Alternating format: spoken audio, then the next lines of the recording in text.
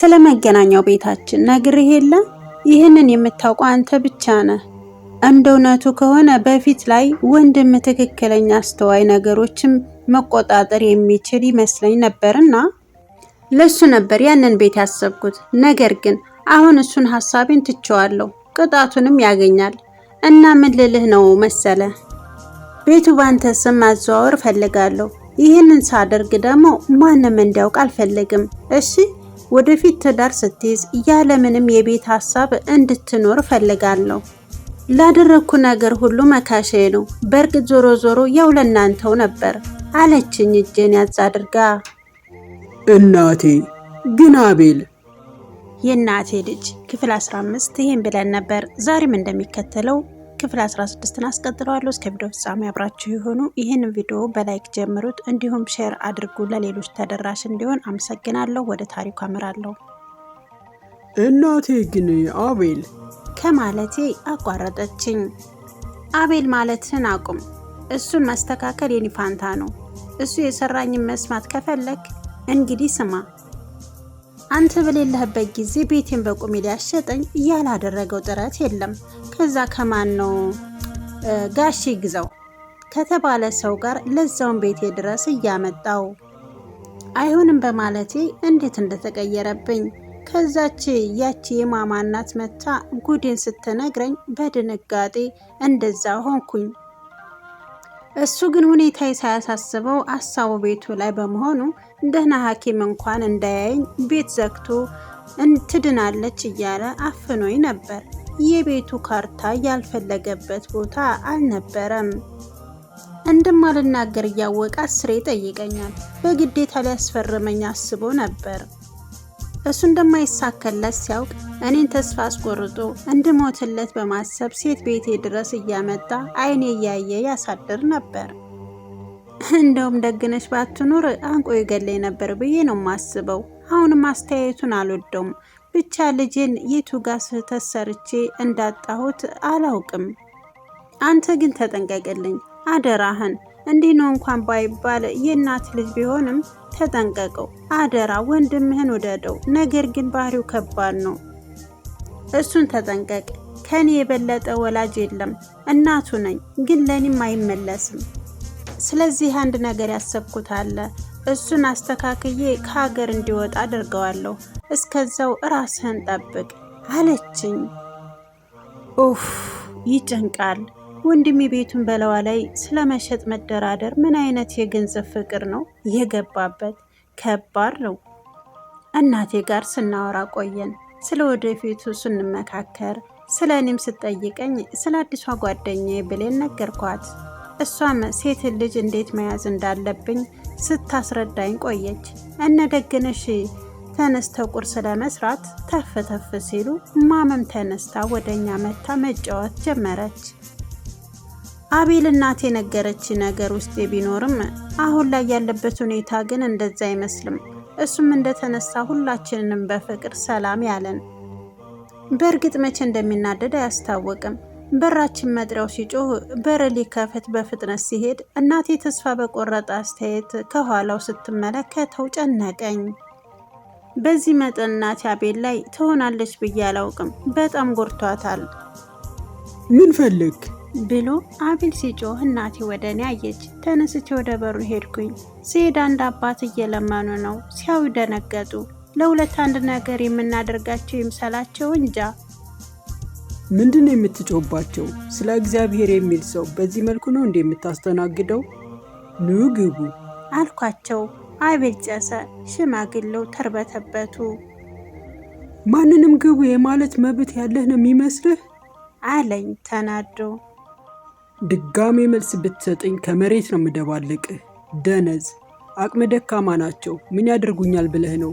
እርቧቸው ይሆናል አልኩትና አስገብቼ ጥግ ላይ አስቀመጥኳቸው። አቤል እየተነጫነጨ ሄደ። እናቴ መታ ሽማግሌውን አየቻቸው። እንዴ አባባ እርስዎ ነዎት እንዴ? ለልጄ ይቅርታ አድርጉለት፣ ስላላወቀ ነው። ደግነሽ ቁርስ ታመጣልዎታለች ብላ ጠቀሰችኝ። ምንድን ነው እማዬ? ታውቂያቸዋለሽ እንዴ ብዬ ጠየቅኳት። የው እዚህ አልፎ አልፎ ይመጣሉ። በልመና ነው የሚተዳደሩት። አስፓልት ጫፍ ላይ ላስቲክ ወጥረው ነው የሚኖሩት። እንደውም አንዴ ዝናብ ላስቲካቸውን አፍርሶባቸው ኑኔ ጋ ብላቸው ደግነሽ ብትለምናቸው እሺ አላሉም። የሚገባኝን ኑሮ ነው የምኖረው አሉ። አቤል ደግሞ ጠውቷቸው ሊሞት ነው አለችኝ። ደግነሽ ምግብ በሳህን ጠቅጥቃ መታ ሰጠቻቸው። ሽማግሌው በዛ ሲሉ ደግነሽ በፌስታሉ እንዲይዙትም ጭምር ነው ኋላ ይበሉታል ብላ ወደ ስራዋ ተመለሰች። እኔ ደግሞ አጠገባቸው ቆሜ በማዘን እያዩኋቸው ነው። ለምን እንደሆነ አላውቅም፣ አንጀቴን በሉኝ። ሽቁጥቁጥ ማለታቸው፣ ረዘም ያለ ቁመታቸው ወደፊት ማዘንበሉ፣ የለበሱት ስስ ቲሸርት የአጥንታቸውን መቆጠር፣ ፊታቸውን ሊሸፍነው በተቃረበው ጢማቸው ውስጥ ድክም ያለችው አይናቸው፣ በቃ አሳዛኝ ፍጥረት ናቸው። ሚስኪን አልኩ። የግቢ በራችን ሲንኳኳ እዚው ስለነበርኩ ከፍቼ ወጣሁ። አንድ ትንሽዬ ልጅ ነው። ሲያየኝ እጁን ወደ ቆመ መኪና አመልክቶኝ ሮጠ። የብሌን መኪና ከቤታችን ፊት ለፊት ቆሟል። ጥድፍ ጥድፍ እያልኩ ተጠጋኋት። የመኪናውን በር ከፍታ አስገባችኝ። ስገባ ያ የሚያስደነግጥ ፊቷ ቀረበኝ። አንተ የመጨረሻ የምታናድድ ልጅ አለችኝ። ምን አደረግኩ አልኳት። ለምንድን ነው ስልክ የምትዘጋው?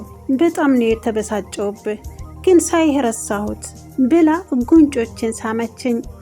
ኡፍ እሳቷ አለቃ ምንም እንዳልተፈጠረ ነው የምትሆነው። ቻርጅ ጨርሶ ይሆናል አልኩና ጉንጭ እንዳበስኩ። እና ቻርጅ ማድረግ ነው? እኔ መጥቼ ላድርግልህ እንዴ?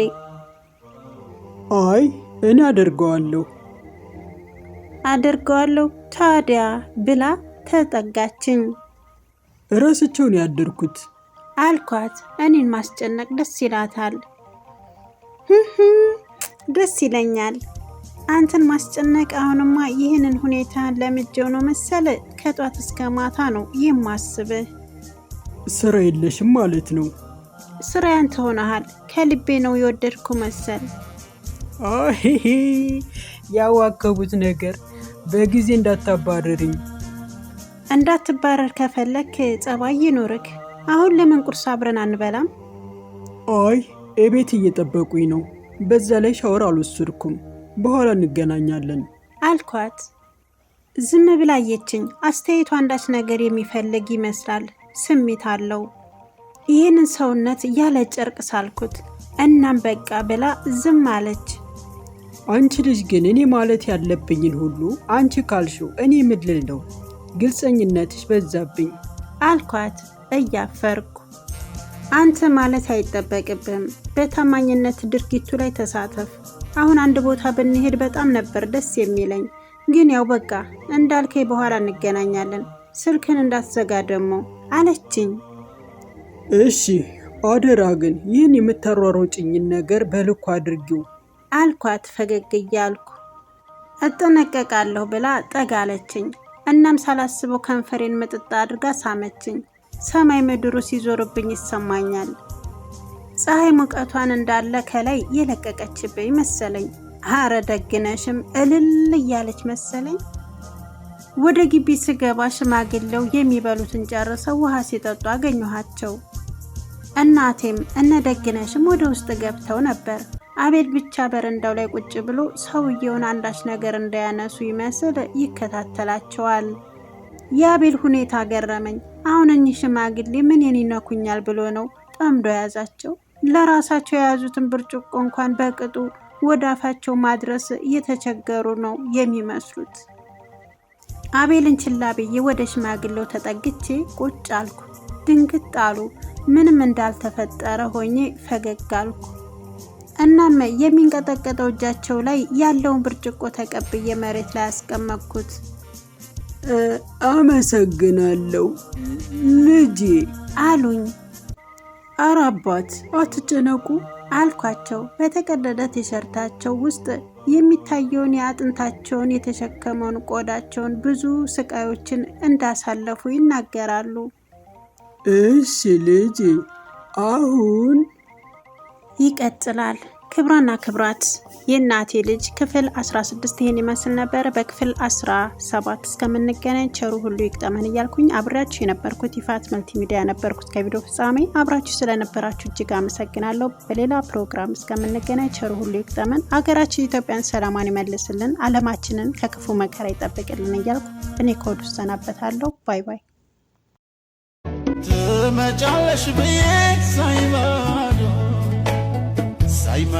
ሳይማዶ